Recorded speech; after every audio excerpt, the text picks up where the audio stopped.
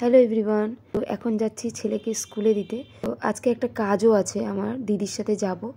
তো তোমাদের নিশ্চয়ই দেখাবো। আর ওখান থেকে আসার পর দেখো আমি রান্না করছিলাম, তো আমার সাথে এরকম একটা ঘটনা ঘটেছে। বাট তেমন কিছু হয়নি, বাট আমি একটু ভয় পেয়ে গেছিলাম। আর দেখো কীরকম অবস্থা।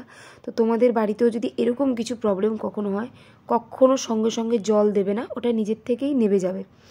তো দেখো আমার পুরো ঘর এরকম অন্ধকার হয়ে গেছে, দাগ হচ্ছে, আরও উঠেছিল, ফায়ারটা অনেকটা উঠেছিল। বাট তখন তোমাদের যখন দেখেছি অনেকটা কম। আর দেখো এই কড়াইয়ের অবস্থা।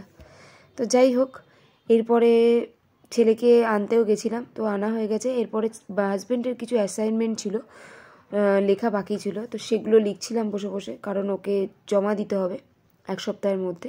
তো ওটাই করছিলাম।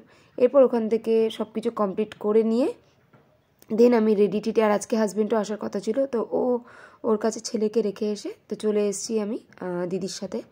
এসে ও প্রীতমা অলরেডি তোমাদের সাথে আমি বিয়ের ব্লগটা আমি শেয়ার করেছি। তো ওরই রিসেপশন মেকআপটাই মমিতে দিদি করছে।